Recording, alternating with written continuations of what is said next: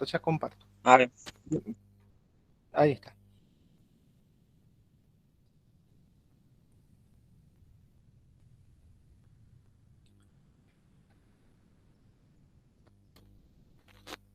Ahí estoy compartiendo la pantalla.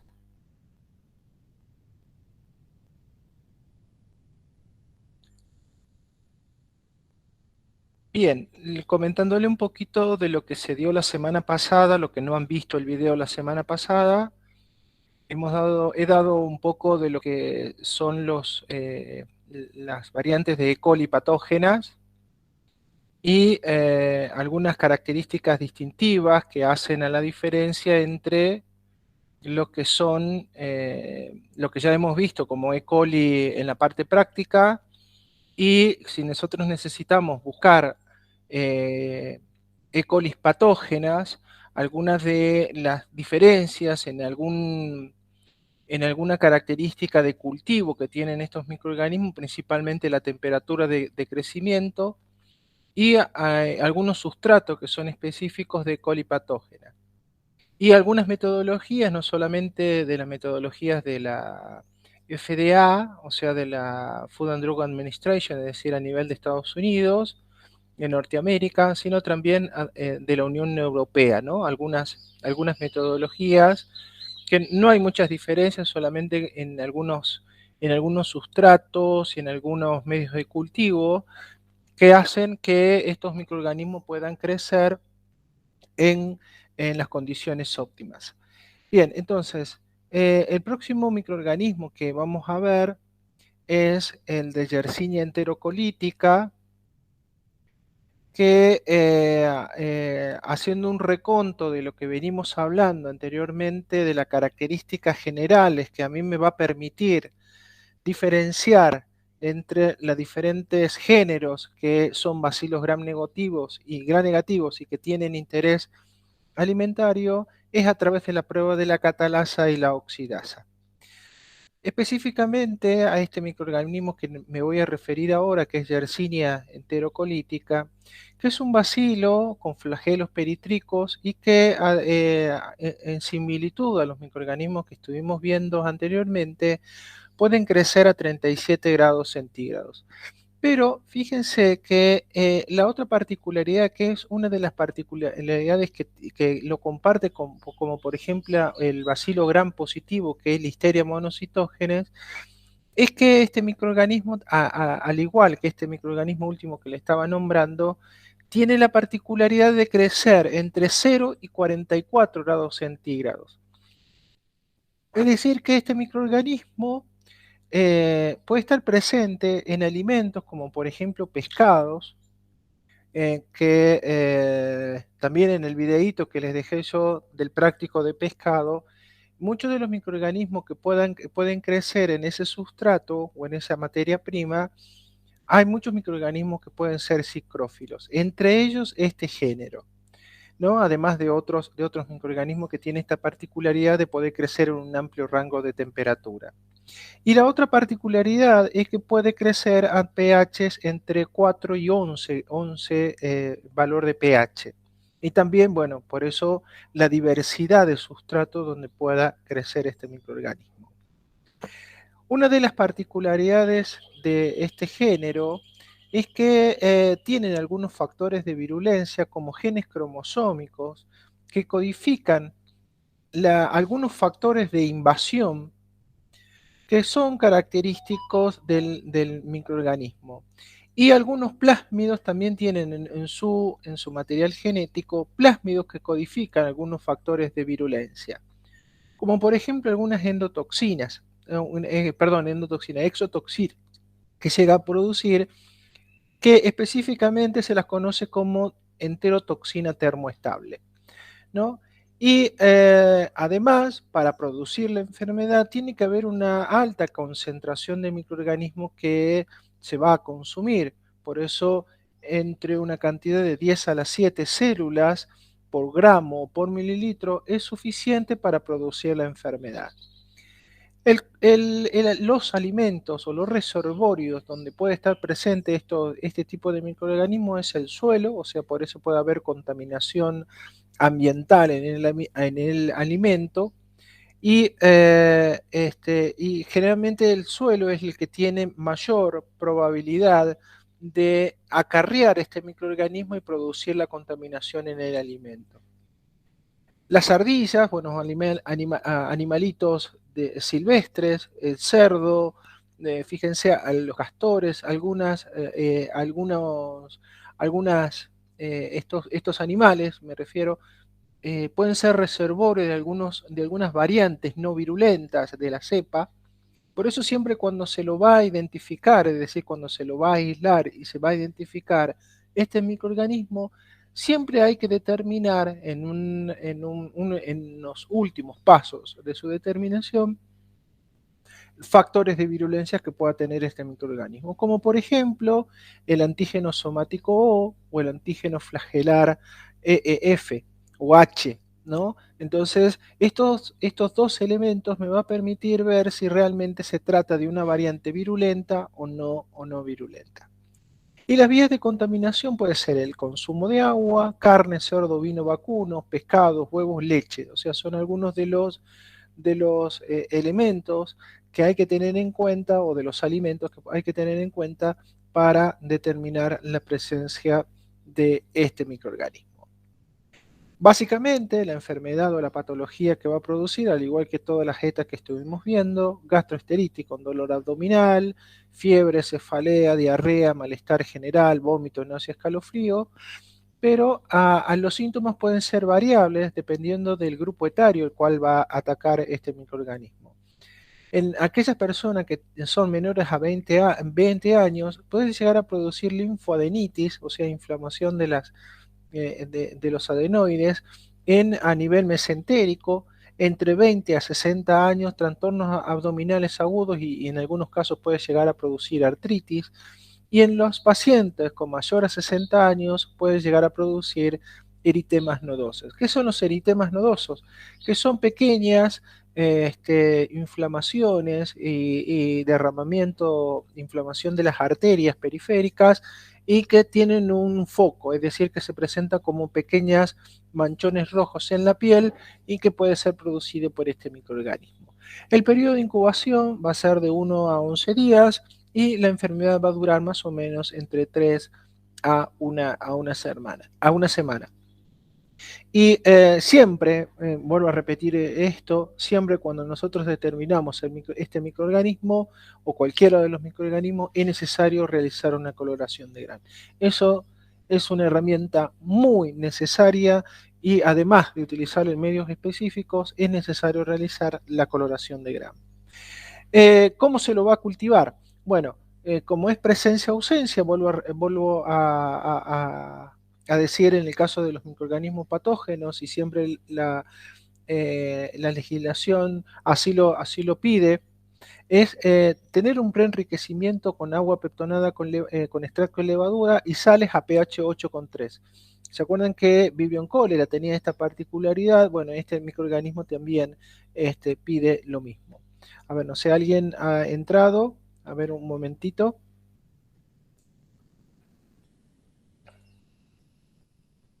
Ahí estoy dando acceso a Mabel.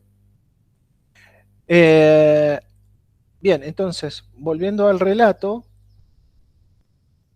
hay que hacer un preenriquecimiento con agua pectonada con extracto de levadura y sales a pH 8,3 y dejarlos a incubar a 15 grados. Esa es otra particularidad. Por esto lo de ser un microorganismo que pueda crecer en amplios rangos de temperatura. Entonces, esa es la particularidad que debemos tener en cuenta a la hora de tratarlo de aislar al microorganismo.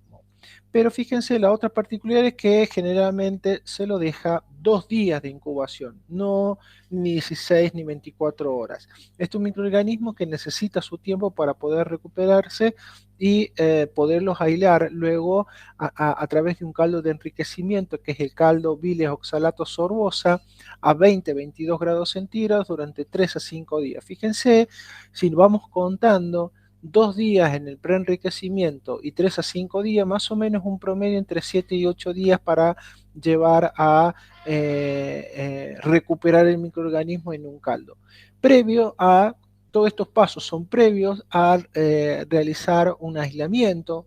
En el medio específico, que es el agar, cefsulodina, irgazán, noviosina, como verán, tiene una serie de antibióticos que me va a permitir seleccionar a este microorganismo e inhibir la biota no solamente gram negativa, sino también a la biota gram positiva, ya que se lo va a incubar a 32 grados centígrados durante 20 horas y vamos a ver las colonias rojas con bordes transparentes de un diámetro menor a 1 milímetro de la colonia.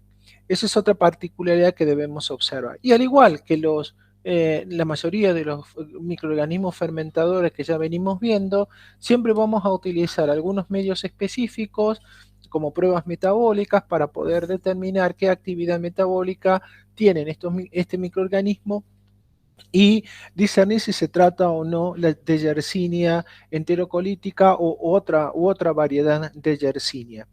La identificación, bueno, se suele utilizar el agar hierro Kingler, que en realidad es lo mismo que el T6, solamente que no tiene sacarosa. El agar urea de Christensen, que son algunas de las dos pruebas, digamos, primarias que se hacen para poder identificar al microorganismo de interés. Bien, y terminando con el último microorganismo que vamos a ver, si creo que este es el último, el Enterobacter sakazaki. Este es un microorganismo también, un patógeno emergente, que es muy estudiado, se está empezando a estudiar, ya que este microorganismo ha sido identificado en alimentos destinados a bebés o a lactantes, ya que, fíjense, en neonatos, llega a producir enterocolitis necrotizante, puede llegar a producir meningitis, sepsis y entre un 40 o un 60% puede llegar a producir la muerte. Es un microorganismo, como les decía, un patógeno emergente y que hoy en día se está estudiando bastante para poder ver cuáles son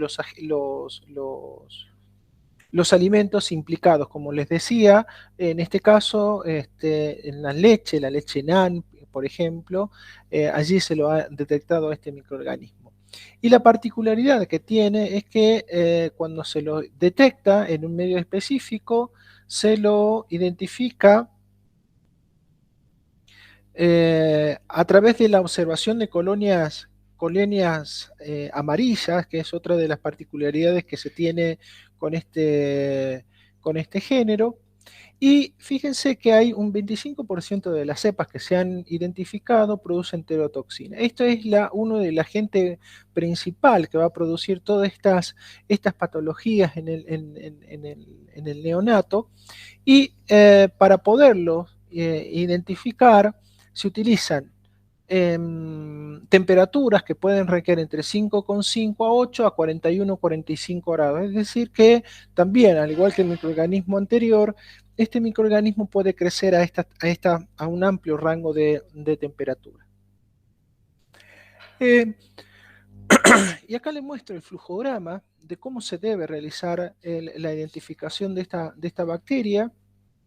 Fíjense que se hace un preenriquecimiento, un enriquecimiento selectivo y la selección del microorganismo a través de medios específicos. En este caso, el BRBG, que es el medio que hemos utilizado para el recuento de enterobacterias, ¿sí? Se hace una dilución de 1 en 10 a partir de agua distillada o agua peptonada alcalina, que también se lo suele utilizar, y eso va a depender mucho de qué tipo de alimento se trate. Y generalmente se lo hace por triplicado. Fíjense, es 3 por 1 gramo, o 3 por 10 gramos, o 3 por 100 gramos, va a depender qué me diga a mí la legislación para determinar este microorganismo. Entonces se hace una dilución 1 en 10 y luego se toma 10 mililitros en 90 mililitros de un caldo EE, que es un medio de enriquecimiento para Enterobacter.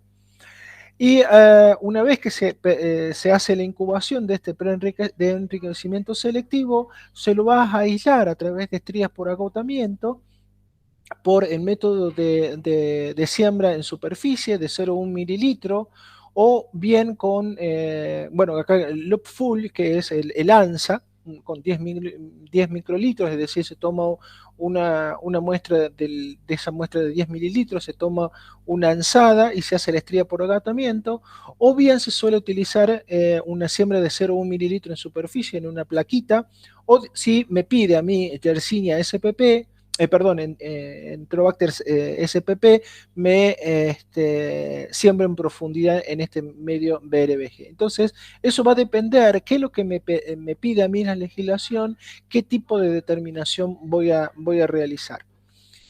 Si necesito hacer recuento o no, pero bueno, eso va a depender de la legislación. Bueno, se hace una incubación de toda una noche a 36 grados centígrados y una vez que veamos colonias típicas de estas colonias amarillas que yo les decía que es linda observarlas en la placa, se hace un aislamiento en agar TS, en agar Triticasa soya, es decir, un agar inclinado, un tubito con agar inclinado o en una placa donde vamos a ver colonias aisladas. Se lo va a incubar a 25 grados centígrados durante 48-72 horas. Vamos a ver esas colonias amarillas.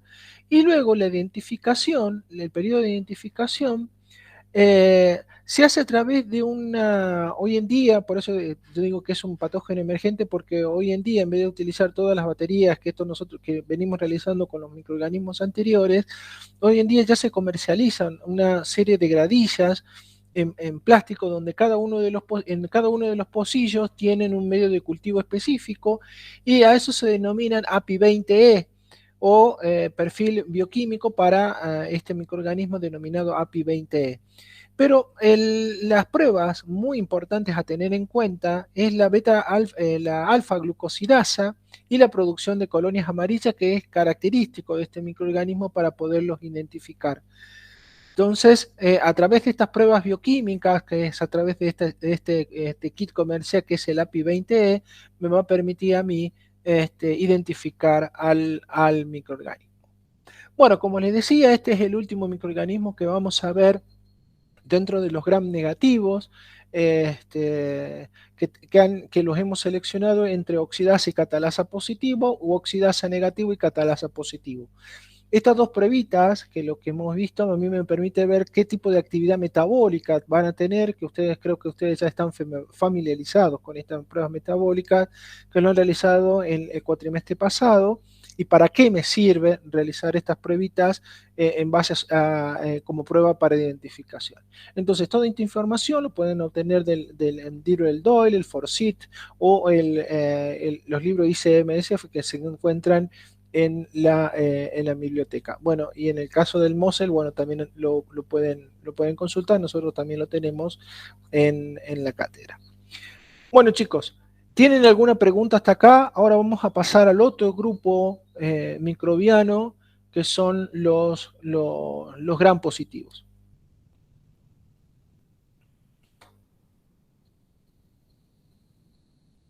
¿Tienen, chicos, alguna consulta?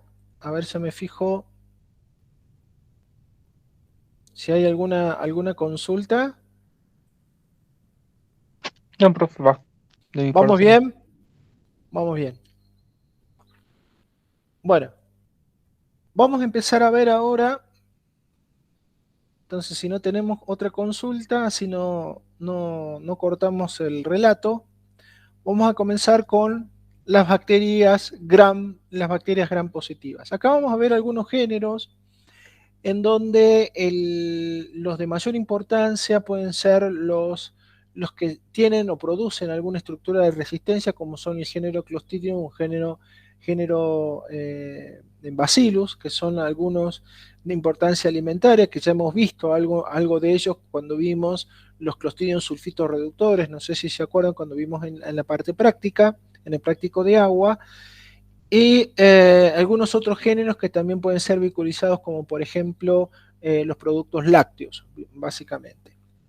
Bien, entonces, para ponernos en tono, en base a los microorganismos de importancia alimentaria, específicamente los gram positivos, lo vamos a dividir en dos grandes grupos, los que son cocos y los que son bacilos. O sea, cocos gram positivos y bacilos gram positivos. En el caso de los cocos gram positivos, vamos a hablar de algunos de ellos como el género el género Micrococcus, el género Streptococcus, los enterococos y estafilococos. Enterococos ya hemos visto también en la parte práctica, en el práctico de agua. Estafilococo como indicador, ¿sí? Ya lo hemos también, indicador de contaminación de origen humano. Streptococcus, que vamos a ver algunos de los que son de importancia alimentaria y que no solamente pueden producir casos gastrointestinales, sino también pueden producir afecciones en piel, como Streptococcus agalactiae, y en el caso de los micrococos, está muy relacionados con estafilococo, ¿sí? Pero ya vamos a ver algunas particularidades distintivas.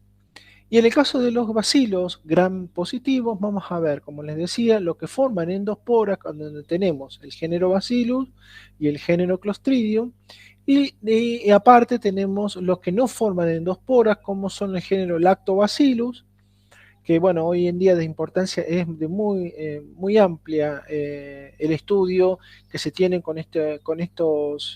eh, con este género. Es más, el año pasado se ha reclasificado, que ya les voy a mostrar cuando hagamos el práctico de leche, que se han reclasificado el género, la familia de los Lactobacilliaceae, y también vamos a hablar un poquito de listeria, que también ya lo hemos visto dentro de la parte práctica, principalmente la práctica de carne. Ahí hemos hablado un poquito de listeria monocitógenos. Aún así, ustedes creo que ya han subido sus trabajos a la plataforma sobre la diferencia entre lo que es listeria SPP y listeria monocitógenos como microorganismos patógenos. Y con respecto a los que forman endosporos, la gran diferencia va a estar en la actividad metabólica que llevan ambos microorganismos y en qué condiciones y en qué tipo de alimento van a crecer estos dos géneros.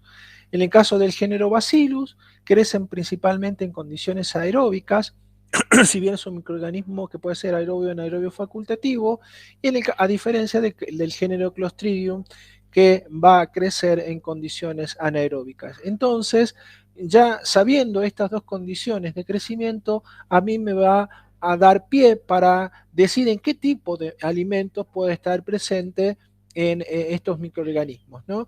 En el caso de género Clostridium, ya vamos a ver algunas particularidades del género, pero para ir adelantando un poquito, tiene que haber un factor ambiental muy importante a tener en cuenta para inhibir el desarrollo de este microorganismo, como por ejemplo el pH y también las condiciones anaeróbicas, que es otro factor importante, como bien le decía, que me va a limitar el desarrollo de este género. Bien, entonces vamos a hablar de los esporulados, básicamente los bacilos gram positivos esporulados, que son el género Clostridium y el género Bacillus. Como les decía recién, las condiciones de conservación del alimento y también las condiciones que favorezcan el desarrollo del microorganismo, uno de los factores a tener en cuenta va a ser el oxígeno, ¿no? Entonces, la prueba de la catalasa es algo importantísimo realizar a la hora de poder, después de hacer una coloración de Gram, hacerle la prueba de la catalasa para decir cuál género es. Más allá de que a través de la observación al microscopio, si uno está bien ducho en poder observar dónde están colocados la endospora, ya podemos decir a través de la prueba de la catalasa si es el género Clostridium o el género Bacillus. ¿Por qué digo dónde se va a encontrar la endospora? Porque en el caso del género Clostridium, la espora se ubica en el extremo terminal del bacilo, mientras que el género Bacillus tiene su endospora que es digamos, central en el bacilo de esta bacteria, ¿no? O sea, la distribución o la posición que ubica la endospora es algo importante para poder diferenciar entre ambos géneros. Ya vamos a ver cuál es la diferencia en forma que tienen estos dos bacilos, pero vuelvo a repetir, la catalasa es algo importante realizar, es una técnica muy sencilla que es colocar una gotita en un portaobjeto limpio y desinfectado, una gotita de agua oxigenada y colocamos una colonia típica de la bacteria, y si una libera oxígeno o no, vamos a poder diferenciarlos entre ambos géneros, y además sumado a la coloración de Gram. Bien, acá vemos la diferencia entre la forma de un género Bacillus y un género Clostridium. Como les decía, el género Clostridium, como ven en esta fotografía, en estas dos imágenes que vemos aquí, estas dos imágenes, acá vemos una coloración que no es una coloración de Gram porque están en blanco y negro, pero se ve bien la formación de la endospora, que es terminal. Como verán, la endospora se ubica en la parte terminal del bacilo, en el extremo del bacilo, lo que le da la forma de raqueta de tenis. Esa es la forma que, o de cucharón, si lo pueden identificar de esa manera. Ven que esta endospora es terminal, es decir, que se alojan en la parte extrema del bacilo, a diferencia del género, bueno, acá también vemos, esto está mal colocado aquí, pero acá vemos la coloración de Gram, vemos Gram positivos aquí, y vemos que la endospora no se colorea, porque justamente al tener esta estructura, la coloración de Gram no permite que se coloree la endospora. Sí, si hacemos una coloración de verde malaquita, en donde vamos a ver que la endospora se tiñe de un color verde y el resto del soma bacteriano se colorea de un color rosado. Pero bueno, acá vemos, en el caso del género Clostridium botulinum, Clostridium perfringens, dos géneros que están emparentados, dos especies que están emparentadas, y vemos que en esta imagen el Clostridium perfringens no llega a producir mucha endospora. Eso también es otra particularidad que tiene esta especie del género Clostridium. Aún así nos debemos ayudar con la coloración de verde de malaquita para poder ver si se trata o no de un Clostridium.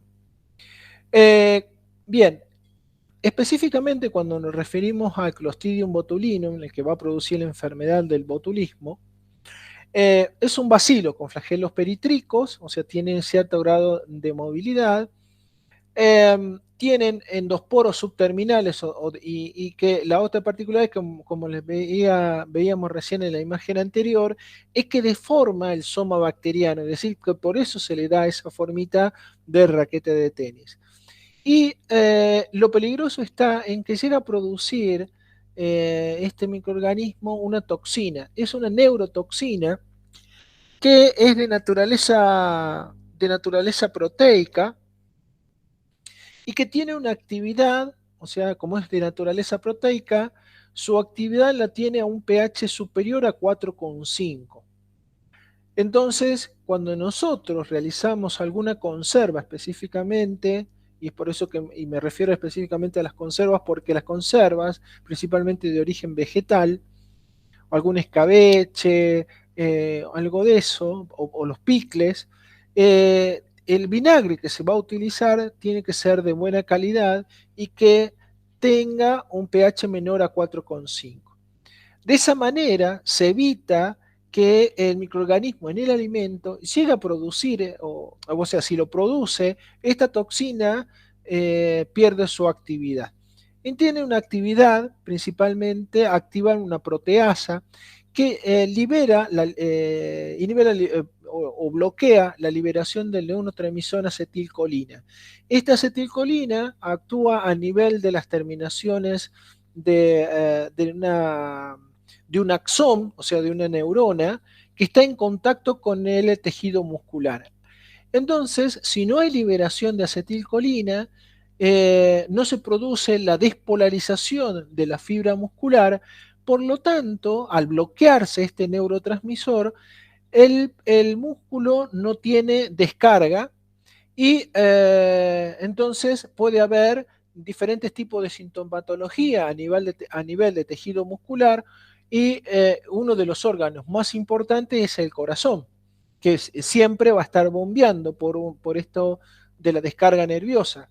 Entonces, el paciente que está contaminado o que está enfermo por botulismo puede llegar a morir por una parálisis flácida. Entonces, como no hay tono muscular, es decir, no hay descarga nerviosa en el tejido muscular, el músculo se destonifica y por lo tanto puede llegar a morir ese paciente con un paro cardiorrespiratorio. Porque también puede actuar a nivel del diafragma. Acuérdense que el diafragma es un músculo muy importante de la respiración. Pero previo a esto, que esto ya sería lo último en la sintomatología por parte de la enfermedad, puede haber alguna sintomatología previa, como por ejemplo dificultad en el habla, porque no hay descarga nerviosa en la lengua. A la persona se le empieza digamos, los párpados, por ejemplo, ya no tienen descarga muscular, descarga nerviosa a nivel de los músculos del párpado, entonces pareciera que el paciente no puede abrir los ojos. Bueno, muchas sintomatologías a nivel muscular en diferentes músculos y en diferentes órganos, donde la fibra muscular, la contracción y relajación de la fibra muscular es muy importante. Bueno, por eso hablamos del órgano principal donde puede actuar ya en una enfermedad más avanzada, es tanto en el diafragma como en el corazón. Entonces, la enfermedad va a producir anticuerpos producto de la toxina de naturaleza proteica, o sea, cuando los anticuerpos lo detectan, lo neutralizan, pero bueno, primero tienen que haber una gran dosis de esta toxina para producir la enfermedad y luego que los anticuerpos actúen para neutralizarlo. Pero fíjense que el periodo de incubación va a ser de 2 a 36 horas, es decir, que entre 2 horas a más o menos un día y medio ya puede empezar a aparecer síntomas por consumo de un alimento con toxina botulínica o con el microorganismo que va a producir la toxina en nuestro organismo. Y lo malo de la enfermedad, que cualquier paciente que ha contraído la enfermedad y se le ha suministrado el antídoto, que es una sustancia antitoxina botulínica, tiene un periodo de convalecencia lenta entre 6 a 8 meses y si no se lo trata puede morir entre 1 a 6 días. Fíjense qué tan peligroso este microorganismo que ya entre un día y medio a 2 puede producir la muerte dependiendo de la dosis de la micotoxina, perdón, de la neurotoxina que se va a consumir o el microorganismo que va a producir la enfermedad. Entonces hay que tener ciertos recaudos, principalmente en las conservas hechas en casa, que se debe esterilizar los frascos si se va a hacer una buena conserva, no realizarlo al aire libre, porque como vemos, estos microorganismos es esporulado. Y como sabemos, todos los microorganismos esporulados son ambientales, es decir, puede estar en la tierra, en el ambiente, y si hay un lugar donde hay mucho viento, se puede contaminar el alimento y puede llegar a producirse la proliferación de microorganismos y la producción de micotoxina subsiguiente. Bueno, por eso, hablamos de que la espora puede llegar a la espora de este microorganismo, por eso digo que es ambiental, llega al alimento y allí se produce la toxina y eso es lo que nosotros ingerimos y nos va a producir la enfermedad. Esta toxina es absorbida a nivel del estómago o a nivel del intestino, llega a sangre y como es de naturaleza proteica, que está formada por dos subunidades, la subunidad A y la subunidad B, la subunidad B es la que tiene un efecto de unión a las neuronas periféricas y que impide esta liberación de acetilcolina produciendo esta parálisis flácida. La otra sintomatología que yo les decía que, bueno, como es una neurotoxina, va a producir náuseas, va a haber vómitos, cefalea, visión doble, tatón en el habla, por eso le digo que no puede modular la persona, no puede modular palabra porque se le empieza a paralizar la lengua, no puede hablar, tiene una falta de rigidez muscular, un estreñimiento y puede llegar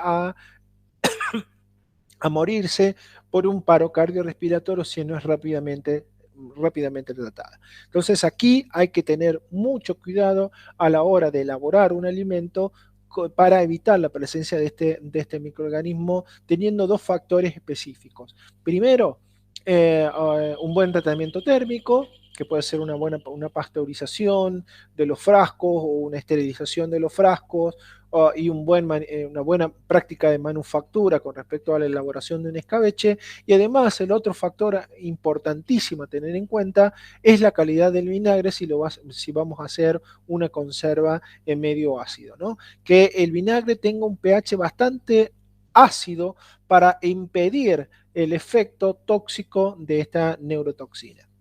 Bueno, aquí vemos en esta imagen cómo vemos las dos subunidades alfa y beta de las neurotoxinas que entran por célula epitelial del intestino, la toxina botulínica, y luego por sangre se van a dirigir a los receptores, a los neurotransmisores. Esta es la terminación axónica de una dendrita y en contacto con la fibra muscular, y vamos a ver que estas subunidades, principalmente la subunidad beta, es la que va a impedir la liberación de la acetilcolina. Por lo tanto no va a haber descarga neurotransmisora de los nervios al tejido muscular. A ver, ¿alguien preguntó algo, chicos? No sé, ¿alguien dijo algo? Escuché a alguien que había... Bueno, sigamos entonces con el relato. Ya nos queda poquito. Bien, entonces, acá vemos en otra fotografía los diferentes tipos de toxina botulínicas que se conocen. Yo les dije que tienen dos subunidades, la A y la B, pero hay diferentes tipos según la cadena polipeptídica que pueda tener esta proteína. Se conocen 7 tipos: la A, la B, la C, la D, la G, G1 y G2. Creo que también hay otras variedades, pero fíjense que son diferentes tipos de proteínas que van a actuar a nivel de las recepciones de la descarga muscular, ¿sí? Por lo tanto, se impide esta liberación de acetilcolina, evitando la liberación de este neurotransmisor y produciendo la parálisis flácida en el tejido. Bueno, otro de los grandes problemas que se tiene en cuenta con la toxina botulínica o con la enfermedad de botulismo es el grupo etario. Es muy importante y es más peligroso todavía en pacientes, en bebés principalmente, o en gestantes. Porque muchas veces lo que hace la mamá, y por desconocimiento, es para darle algo dulce al bebé, embebe el chupete en miel. Y es allí donde este alimento puede acarrear o puede ser vehiculizador de algunas esporas del Clostridium botulinum. Y fíjense que acá les muestro que la ingesta en el bebé de 10 a la 3 a 10 a la 4 ya es peligroso, porque se multiplica el microorganismo en el colon, forma la toxina es absorbida por el colon, pasa a sangre, y lo que puede llegar a producir en el bebé es la muerte súbita. En 24 horas o de una noche para el otro, como bien les decía, que en un día a 6 días ya puede producir la muerte de un paciente adulto. Imagínense en un bebé que su sistema inmunitario no está bien desarrollado. Esta muerte súbita se debe, en algunos casos, cuando la mamá se despierta y ve al bebé que no tiene reacción en la cunita y no tiene descarga, y el bebé muere. Por eso se denomina muerte súbita, porque no se sabe cuál puede ser o haya sido el factor desencadenante de la muerte. Entonces, en el caso que se hicieron algunos estudios, en el caso del botulismo infantil, es muy importante no tener esta este comportamiento por parte de la mamá de beber chupete, beber el chupete en miel de abeja o miel de caña, cualquier miel, porque estos son vehiculizadores de las esporas, ¿no? Vehiculizadores de esporas, entonces al darle esto al bebé puede llegar a producir esta desgracia de la muerte. Bueno, acá vemos una fotografía de la muerte súbita de un bebé hospitalizado. Vemos que el bebé no tiene ninguna descarga nerviosa, no tiene ninguna descarga muscular, o sea, no se produce el, el, el, la rigurosidad calavérica, ¿no? O sea, no se produce el rigor mortis en un paciente muerto, que se pone tieso, no. En un bebé, fíjense que se le cae la cabecita, los brazos, las extremidades, no hay retorno, no hay retorno muscular. Entonces ese paciente, bueno, acá vemos una fotografía de un bebé muerto que murió por consumir miel que vehiculizó la toxina o el microorganismo que produjo la toxina botulínica. Entonces, algo importantísimo a tener en cuenta esto con respecto a el comportamiento de no darle a la mamá, al bebé, esta miel que yo les decía embebida en el chupete. Bueno, acá vemos las variantes de toxina, la A, B, C1, D, E, F y G, que son los botulismos, que va a producir botulismo en humano, las variantes A y B, que son comunes en humanos, la C1 en animales de granja, la D y la G, que son muy poco frecuentes, no hay muchos casos diagnosticados, el EFG y Clostridium son producidos por otras variantes de Clostridium, como Clostridium butyricum, el Barati y Argentinensis, y todas estas variantes toxínicas se las detecta en el alimento a través de las pruebas de ELISA, que eso ya vamos a ver un poquito más adelante en qué consiste esta prueba de ELISA, pero es una reacción antígeno-anticuerpo mediada por una actividad enzimática que a través de un agente colorimétrico nosotros podemos detectar la presencia o ausencia del antígeno en el alimento. O bien se puede hacer una ELISA indirecta, que también detectamos la presencia de anticuerpos en la sangre. Bueno, en el caso de los tipos o los grupos de Clostridium botulinum, tenemos cuatro tipos, cuatro grupos, 1, 2, 3 y 4, en base a la clasificación de las toxinas que producen. Y algunas de las características metabólicas que tienen estos microorganismos y de crecimiento en base y también algunos productos metabólicos que llegan a realizar estos microorganismos en el alimento. Fíjense la actividad metabólica de proteólisis, esto también cuando nosotros llegamos a observar esas colonias negras típicas que hemos visto también en el caso de Clostridium sulfito reductores, que es lo mismo realizar las técnicas más comunes que hemos visto en prácticos anteriores. Si nosotros queremos hacer el estudio para ver si se trata o no se trata de un Clostridium botulinum u otro tipo de Clostridium perfringens, etcétera, etcétera, debemos realizar pruebas metabólicas en condiciones anaeróbicas. Acuérdense que es un microorganismo anaeróbico. Se debe realizar proteólisis, lipólisis, fermentación de la glucosa manosa. Acuérdense que es un microorganismo anaeróbico, entonces tiene una actividad metabólica. El pH de crecimiento, fíjense, pH de crecimiento de 4,6, 5, 4,8. Temperatura mínima entre 10, 3,3, 15 y 12, dependiendo del grupo de Clostridium botulinum. La inhibición por concentración de sal y algunos metabolitos producto de la fermentación, ¿no? Acético, isobutírico, butírico, isovalérico, fenilpropiónico, que son algunos de los ácidos orgánicos que es producido por el grupo 1, el acético butírico por el grupo 2, acético fenilpropiónico butírico por el grupo 3, acético isobutírico, isovalérico, fenilacético por el grupo 4. Entonces, no solamente nos debemos quedar con la observación de la colonia negra típica del crecimiento de este microorganismo en condiciones anaeróbicas, sino que también debemos realizar la prueba de la determinación de la toxina a través de la prueba de ELISA, o bien, si tenemos al microorganismo, ver cuál de estas características metabólicas que le estoy mostrando acá y las temperaturas de crecimiento se deben realizar en el laboratorio para poder discernir qué tipo de Clostridium botulinum o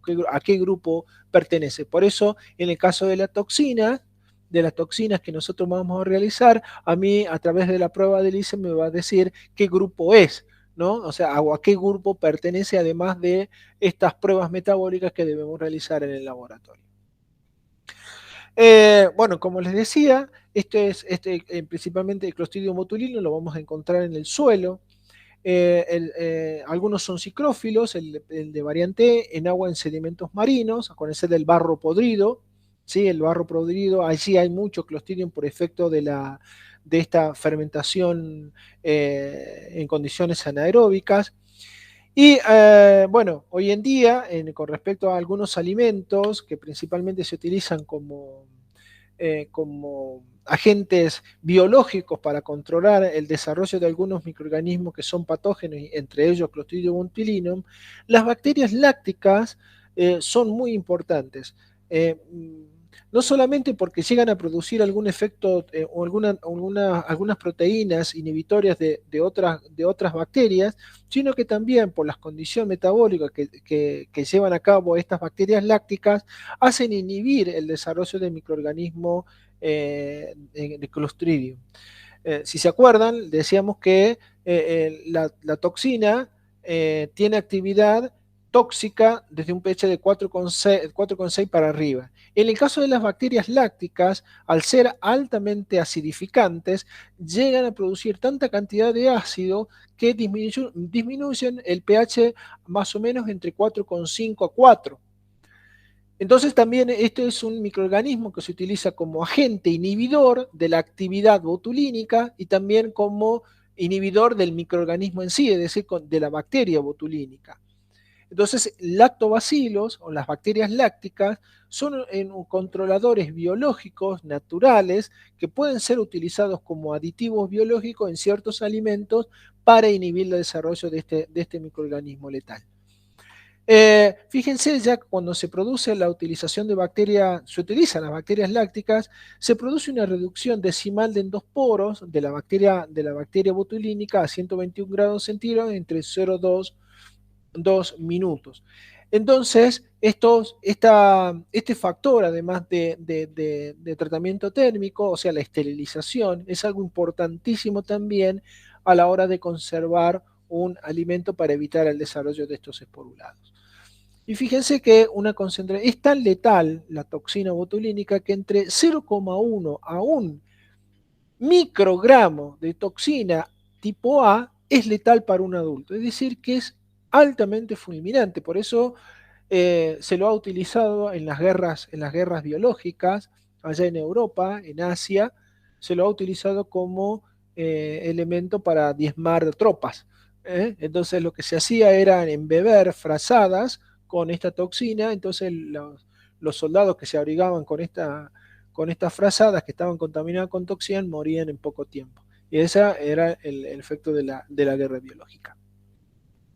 Bueno, en el laboratorio, ¿cómo vamos a realizar la detección? Bueno, como ya hemos visto, en la parte de agua se hace un enriquecimiento con caldo sulfito de hierro cicloserina, o sea, un caldo de enriquecimiento previo, luego se lo cultiva en anaerobiosis sobre el mismo agar, vamos a ver esas colonias típicas negras, y para ver si realmente ese microorganismo es tóxico o no, otra de las pruebitas que se puede realizar en el laboratorio es a través de pruebas biológicas con la utilización de ratas de laboratorio. ¿Qué es lo que se hace? Se inyecta el extracto se puede obtener el extracto del alimento directamente, o bien si tenemos el cultivo bacteriano, se inyecta el extracto libre de células de un cultivo bacteriano al nivel intraperitoneal de lauchas de laboratorio, en una dosis de 0,5 mililitros de líquido de extracción de toxina del producto, o sangre de un enfermo, también se puede realizar, y se lo inyecta intraperitonealmente en una ratita de laboratorio y vemos qué efecto tiene. Si a las 3 a 6 horas la ratita muere por asfixia, decimos que ese alimento está contaminado, que es un método digamos, medio, ustedes me van a decir si lo que protegen la vida, no deberíamos utilizar, si fueran un biólogo diría no, no se debe utilizar una lauchita, o sea, una ratita de laboratorio, pero bueno, en el caso de la necesidad de un paciente enfermo, es muy importante realizar este tipo de análisis, más allá de la técnica de ELISA o para la detección de la toxina botulínica, o ver si cuál es el alimento que está produciendo la enfermedad o el vehiculizador de la enfermedad, se extrae este extracto libre de cualquier alimento, se inyecta en laucha y se ve si realmente muere o no muere en poco tiempo. Entonces, de esa manera decimos cuál es el alimento que ha sido el factor de contaminación y de la enfermedad producido por este microorganismo. Bueno, en el caso de otro microorganismo importante, y con esto ya termino, así ya le damos pie a los seminarios, es otro microorganismo que está muy emparentado con Clostridium botulinum, que la metodología va a ser casi la misma para detectarlo. Siempre vamos a ver estas colonitas negras que vemos en este agar nutritivo con sulfito de sodio y citrato férrico, para ver esas colonias típicas negras en condiciones anaeróbicas.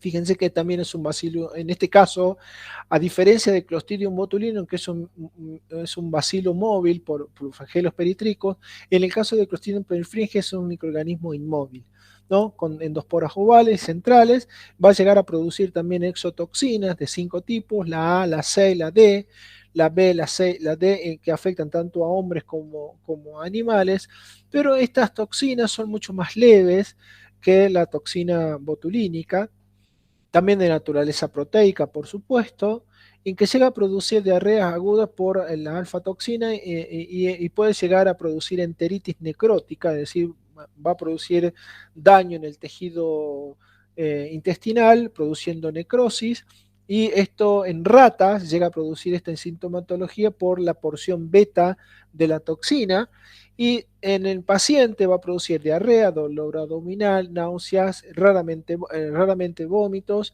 y sí en fiebre. En el caso de Clostridium botulinum sí llega a producir fiebre. El periodo de incubación va a ser de entre 8 a 12 horas, durante 6 a 24 horas, y fíjense que acá ya necesitamos una dosis bastante grande para producir la enfermedad, entre 10 a las 6, 10 a las 7.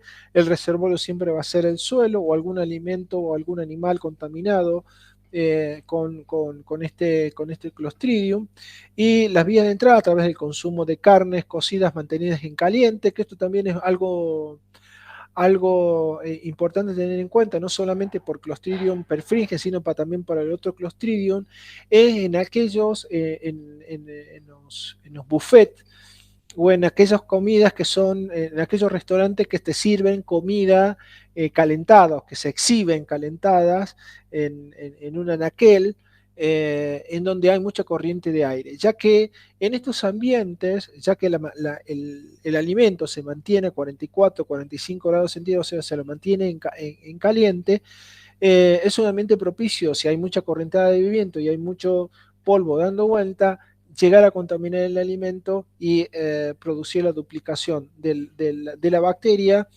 a 45 grados. Fíjense que en 8 minutos y medio, ya produce la multiplicación del microorganismo, la duplicación de una bacteria en un alimento determinado a esta temperatura.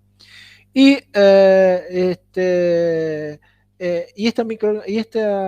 microorganismo llega a producir la toxina en el alimento y nosotros consumimos este alimento. Fíjense que también otra de las particularidades que tiene este microorganismo es que pueda crecer entre 43 a 47 grados centígrados, por eso en el caso de estos exhibidores o lunch que venden comida ya preparada, pero mantenidas a una temperatura alta, o 44 o 47 grados centígrados, es un ambiente propicio para el desarrollo de este microorganismo, además del pH neutro, bueno, de este tipo de alimentos. Bueno, ¿Cómo lo vamos a determinar? Volvemos a lo mismo, como en los casos anteriores, enriquecimiento de caldo hígado, que esto también, o caldo tarosis se lo suele producir también. En el agar luego se hace un repique, el aislamiento en agar cicloserina sulfito triptosa con yemas de huevo e incubar en anaerobiosis.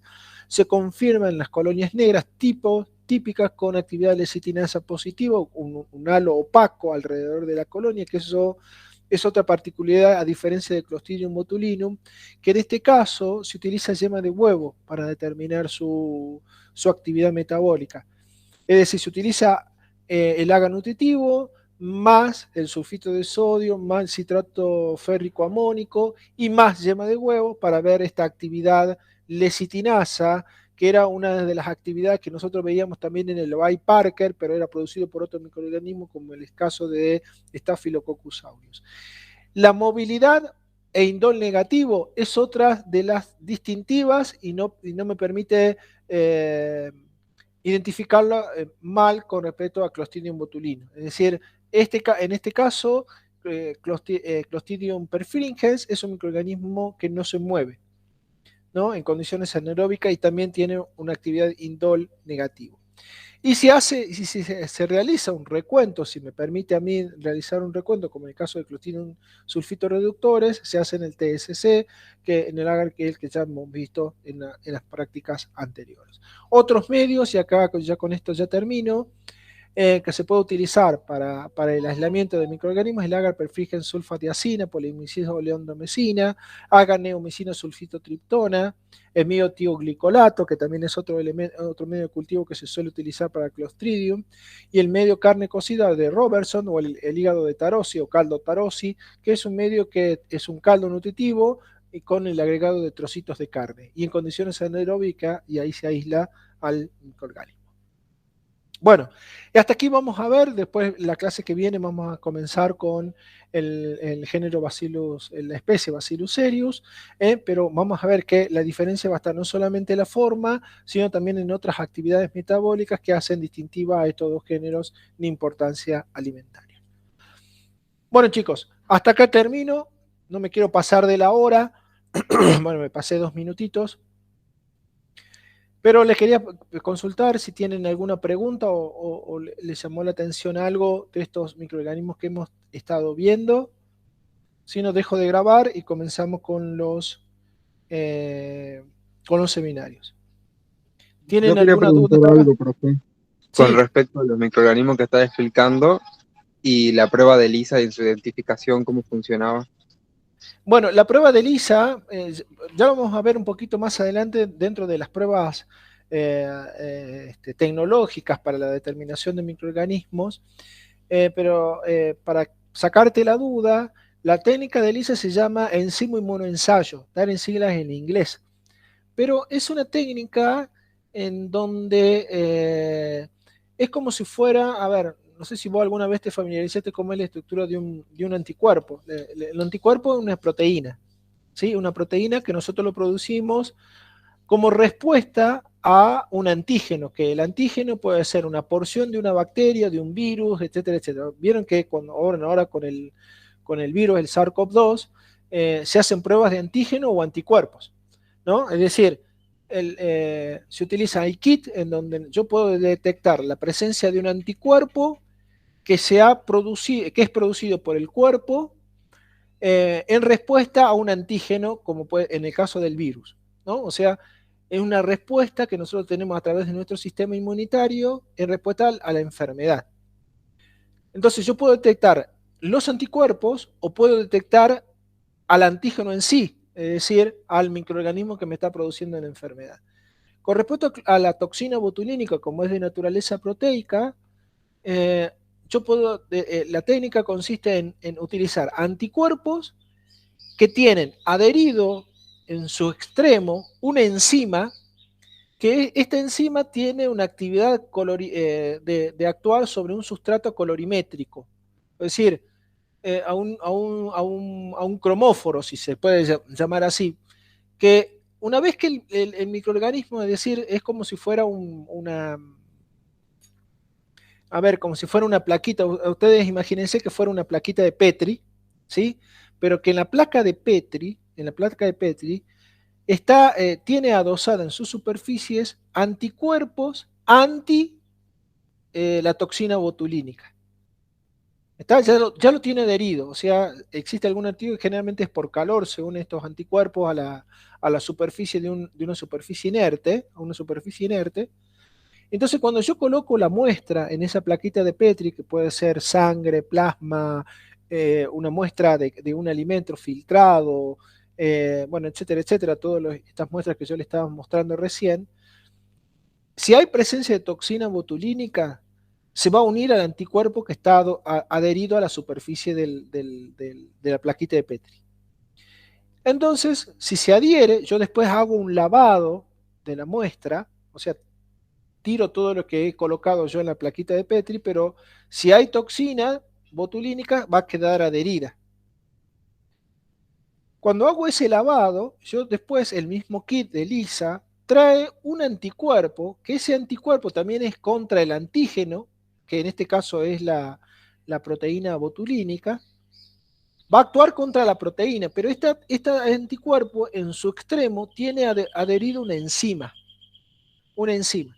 Entonces, cuando yo le agrego este anticuerpo a la muestra ya lavada, se va a adherir también a la proteína, o sea que va a haber como un sándwich. La proteína que está adherida a la superficie de la placa de Petri, en el medio va a quedar la proteína, la botulínica, y por encima va a estar el otro anticuerpo adherido a una enzima. Se va a hacer como un sándwich. Entonces, ¿cómo revelo si está presente o no está presente el anticuerpo? A través de una sustancia que va a ser catalizada por esta enzima dando un color. Entonces, yo le echo el anticuerpo más la enzima, le coloco el sustrato a la enzima, me va a dar un color si si está presente la toxina. Si no está presente, quiere decir que no se hizo ese efecto sándwich entre los dos anticuerpos y la toxina, y por lo tanto no va a haber una reacción colorimétrica. Entonces, de esa manera, a través de la aparición o no aparición de ese color, yo voy a detectar la presencia de esa toxina. ¿Se entiende lo que expliqué? Sí, profe. ¿Está? Ya lo vamos a ver un poquito porque ahora te lo estoy contando, pero ahí tengo imágenes en algunas diapositivas para que vos te puedas dar cuenta cómo es esta técnica de ELISA, pero básicamente es de esta manera, ¿no? Si yo puedo detectar anticuerpos, o en este caso, como yo les estaba mostrando, te estaba contando la presencia de la proteína botulínica. Y así puedo detectar otros tipos de toxinas, ¿no? No solamente la botulínica, puedo detectar otras enterotoxinas, de E. coli. Bueno, hay kits de ELISA que vienen para determinar diferentes tipos de toxinas. En el caso de del SARS-CoV-2, estos kits de ELISA, que es la técnica que se utiliza hoy en día, también para detectar la presencia del antígeno o de anticuerpos, es a través de esta metodología muy sencilla, tecnológicamente hablando, pero a la hora de poder saber cómo es la técnica, bueno, es lo que yo te estoy explicando ahora. Ya vamos a ver de nuevo un poquito más adelante. Bueno, chicos, ¿no tienen otra pregunta más? Yo voy a dejar de grabar.